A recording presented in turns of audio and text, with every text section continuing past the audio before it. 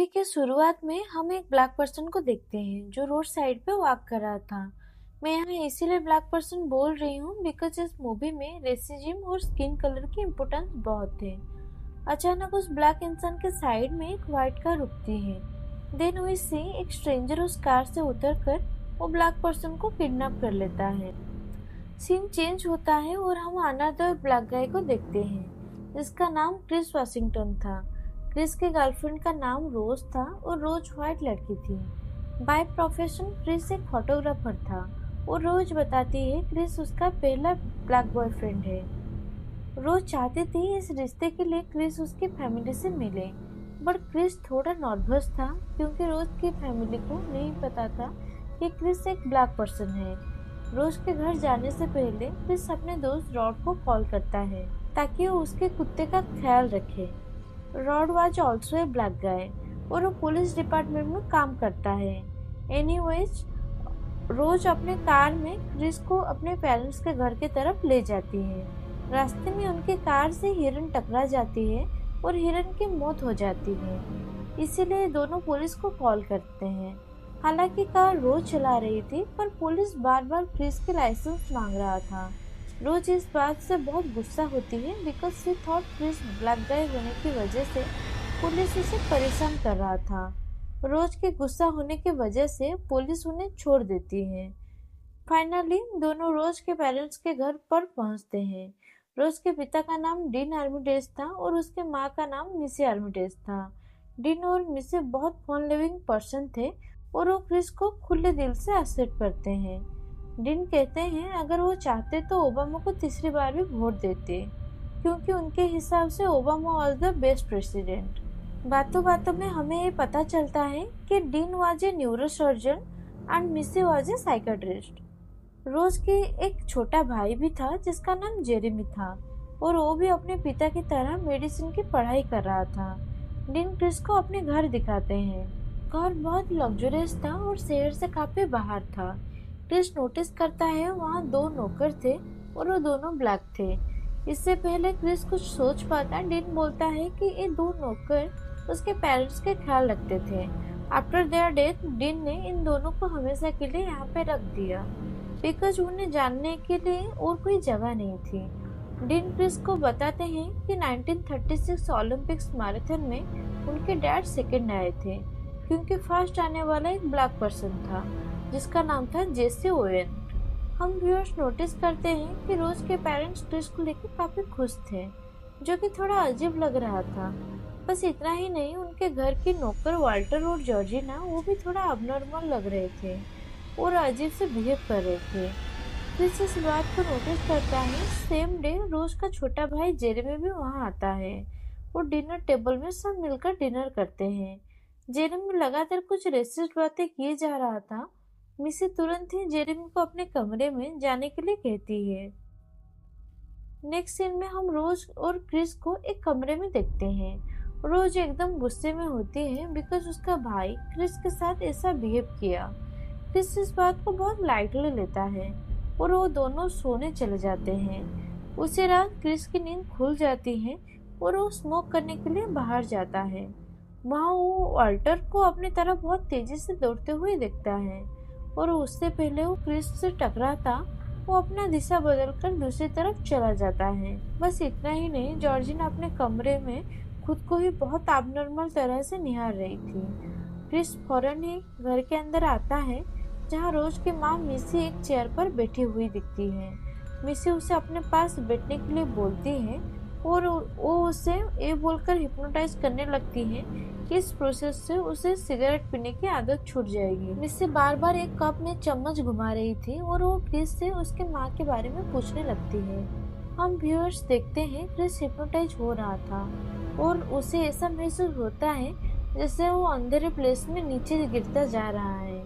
Chris अपना शरीर को हिला भी नहीं पा रहा था। फिर अचानक हम देखते हैं क्रिस को अपने बेड में, जहाँ वो झटके से उठता है और जैसे वो कोई बुरा सपना देख रहा था। नेक्स्ट डे क्रिस गार्डन में वाल्टर से मिलता है जो उससे लास्ट नाइट के लिए अपोलाइज करता है। वाल्टर बोलता है कि वो दौड़कर एक्सरसाइज कर रहा था और वो भी कहता है लास्ट नाइट क्रिस मिसी को ऑफिस में बहुत देर तक वहाँ पे था। हम व्यूअर्स देखते हैं वाल्टर काफी अबनॉर्मल बिहेव कर रहा था। आई मीन यूजुअली बूढ़े लोग ऐसे बिहेव करते हैं। क्रिस इमीडिएटली ये हिप्नोटाइज वाली बात अपनी गर्लफ्रेंड रोज से करता है और ये बताता है कि वो चाहकर अब स्मोक नहीं कर पा रहा है और स्मोकिंग के बाद सुनकर उसे वोमिटिंग आ रही है। सेम डे इस फैमिली का एक रियूनियन डे होता है जहाँ रोज की कई वाइट रिलेटिव्स आए हुए थे, जहाँ क्रिस को थोड़ा अजीब फील हो रहा था उनके बीच में, पर वो इस सिचुएशन को बहुत कामली हैंडल करता है। ये सब वाइट लोग क्रिस के साथ बहुत अजीब बिहेव कर रहे थे। कभी कभी वो उसे बहुत अजीब से टच कर रहे थे और कभी कभी पूछते थे क्या वो गोल्फ खेलता है, because it was very strange, क्योंकि ऐसे सवाल अक्सर वही लोग पूछते थे जो काफी बूढ़े थे। मूविंग ऑन, क्रिस को उस पार्टी में फाइनली एक ब्लैक पर्सन दिखता है जिसका नाम था एंड्रयू लोगन किंग, लेकिन वो भी थोड़ा अजीब लग रहा था और वो बूढ़े व्हाइट पर्सन की तरह ड्रेस पहना था और उसके बातचीत करने का तरीका भी काफी अलग था जैसे व्हाइट लोग बात करते हैं। नॉट ओनली दैट, उसकी बीवी उससे 30-40 साल बड़ी थी और वो व्हाइट लेडी थी। आई थिंक फर्स्ट सीन में जो किडनैप हुआ होता है शायद एंड्रयू वही था, बस उसका मूछें नहीं थी और ड्रेसिंग सेंस अलग थी। क्रिस इसके बाद मिलता है जिम हॉर्सन से नामक व्यक्ति से। जिम हॉर्सन एक अंधा आदमी था और प्रोफेशनल वाइज वो एक फोटो गैलरी चलाता था जिसका नाम हॉर्सन गैलरी था, जहाँ क्रिस अपना फोटो ऑक्शन के लिए डालता था। इसीलिए जिम क्रिस को जानता था। जिम बताता है उसे भी एक फोटोग्राफर बनना था, but his I was not that good. वो कुछ दिन काम किया था एज ए फोटोग्राफर, बट उसके बाद वो अंधा हो गया था और उसके बाद वो गैलरी चलाने लगा। क्रिस को जिम के लिए बुरा लगा क्योंकि वो अपने ड्रीम को अचीव नहीं कर पाया। नेक्स्ट सीन में क्रिस को घर जाते हुए देखते हैं जहाँ ढेर सारे व्हाइट पीपल आपस में बात कर रहे होते हैं। जैसे ही क्रिस उन सबको क्रॉस करके जाता है वैसे ही सब चुप हो जाते हैं, मानो वो क्रिस को दिखाने के लिए बात करने का नाटक कर रहे होते हैं। जब क्रिस अपने कमरे में पहुंचता है उसने अपना फोन चार्जिंग से डिस्कनेक्टेड हुए दिखता है और रोज को बताता है कि ये काम जॉर्जिना ही की होगी क्योंकि सी हेट्स क्रिस। उसके बाद वो अपना फोन चार्ज करता है और अपने दोस्त को रॉड को कॉल करता है और बताता है कि लास्ट नाइट रोज की माँ ने उसे हिप्नोटाइज किया था और यहाँ जितने भी ब्लैक पर्सन हैं दिखे हैं वो काफी यंग है, लेकिन उनके हाव भाव एकदम बूढ़े लोगों जैसे हैं। रॉड क्रिस को वहाँ से तुरंत निकलने के लिए कहता है क्योंकि उसे लगता है व्हाइट पीपल जो है हिप्नोटाइज करके ब्लैक पर्सन को स्लेव बना लेते हैं। क्रिस फोन पे बात कर रहा होता है तभी जॉर्जिना आके क्रिस से माफी मांगती है।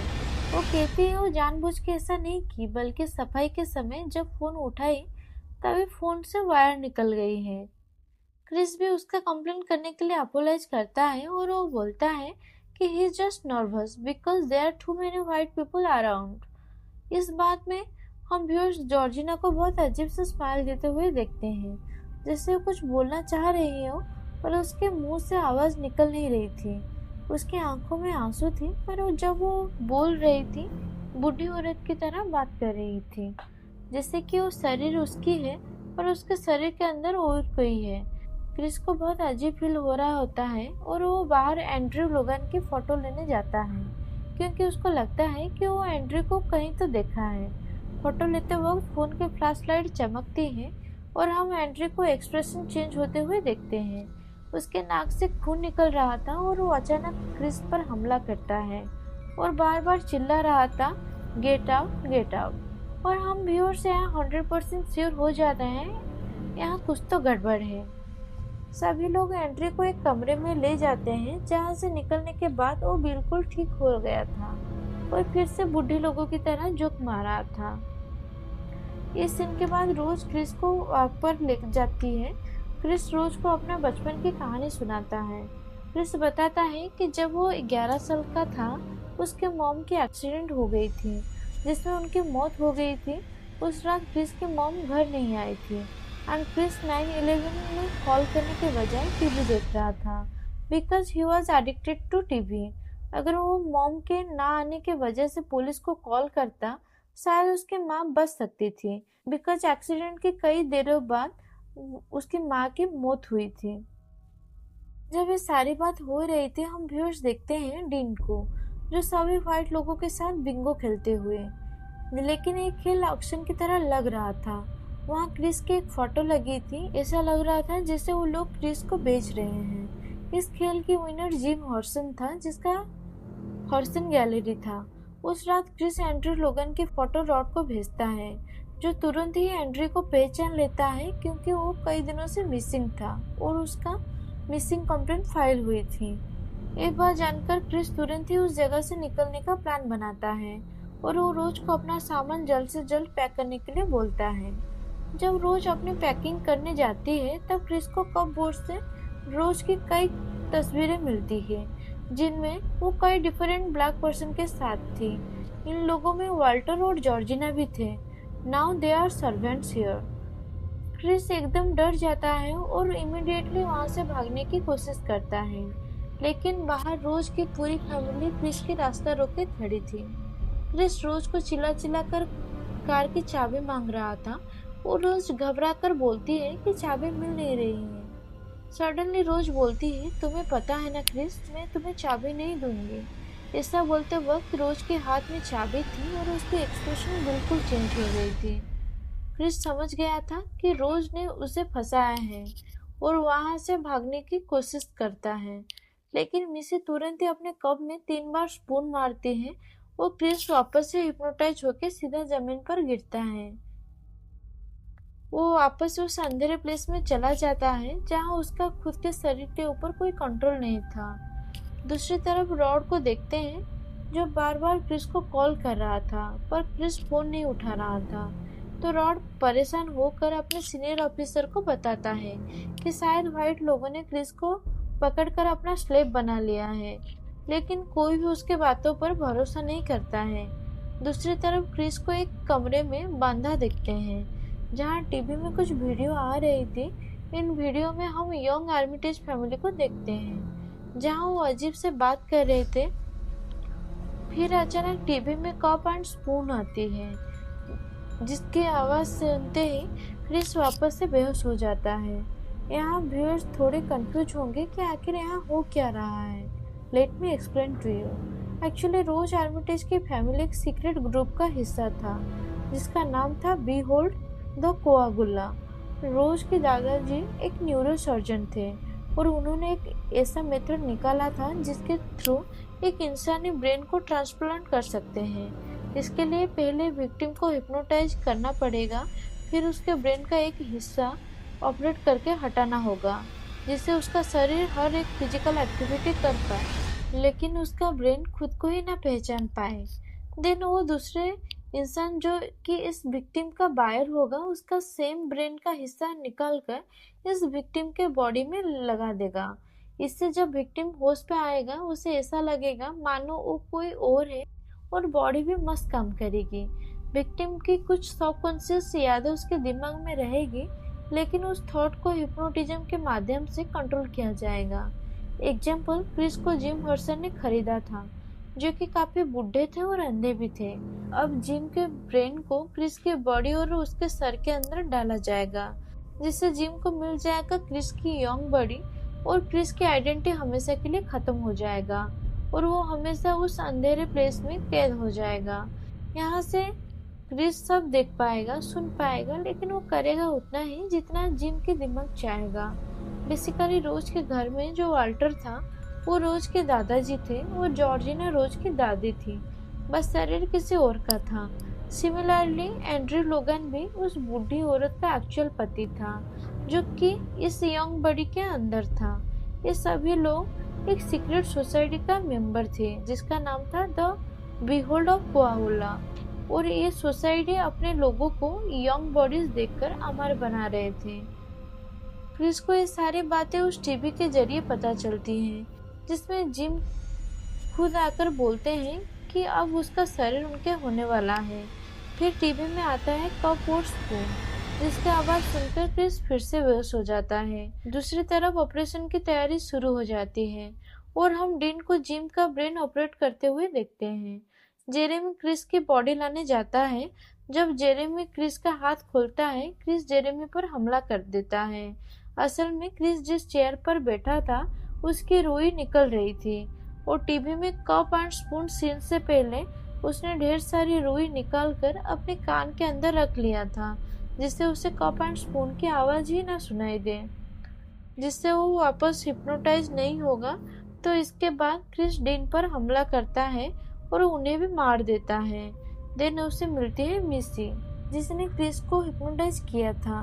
मिसी क्रिस के हाथ के अंदर चाकू मार देती है, लेकिन क्रिस उस चाकू से मिसी को मार देता है और वहां से बाहर निकलने की कोशिश करता है। बाहर जाने से पहले जेरेमी होश में आकर क्रिस के ऊपर फिर से हमला करता है, लेकिन क्रिस उसे भी मार डालता है। दूसरी तरफ हम रोज को देखते हैं, जो कि बिंग पे सर्च करती है टॉप NCAA प्रोस्पेक्ट्स और रिजल्ट में आते हैं ढेर सारा ब्लैक हैंडसम फिजिकली स्ट्रॉन्ग लड़कों की photos. Obviously she was selecting for next victim. तो क्रिस कार स्टार्ट करके वहां से भागता है, तब उसके कार के सामने जॉर्जिना आ जाती है और वो कार से टकरा जाती है। इस आवाज को सुनकर रोज वहां आ जाती है और वो गन से क्रिस पर हमला करती है, लेकिन क्रिस जल्दी से जॉर्जिना की बॉडी कार में रख के वहां से भागता है। ना हुई सी जॉर्जिना रोज की ग्रानी थी और एक एक कर क्रिस पर हमला करती है कि क्रिस ने उनके पूरे परिवार को मार डाला। इस हमले से क्रिस की कार का एक्सीडेंट होता है। दिन घटनास्थल पे आते हैं वाल्टर और रोज। वाल्टर क्रिस को मारने की कोशिश करता है, लेकिन क्रिस वाल्टर के ऊपर मोबाइल फ्लैश चमकाता है। इससे वाल्टर कुछ सेकंड के लिए वापस सेंस में आता है और वो रोज के गन लेके रोज को मार देता है। फिर वो खुद को मार डालता है। रोज अभी भी मरी नहीं थी, तो क्रिस उसके गला दबाता है। तभी हम वहाँ किसी पुलिस कार को आते हुए देखते हैं, जिस कार में क्रिस का दोस्त रॉड था, जो उसे यहाँ से बचाकर दूर ले जाता है। रोज अभी भी जिंदा थी और वो उस रोड पर पड़ी थी गोली खाकर। मूवी यहीं पे ख़त्म हो जाती है। ये रहा गेट आउट मूवी की पूरी कहानी। एंड प्लीज़ ऐसे मूवी को एक्सप्लेन के लिए मेरे चैनल को सब्सक्राइब करें।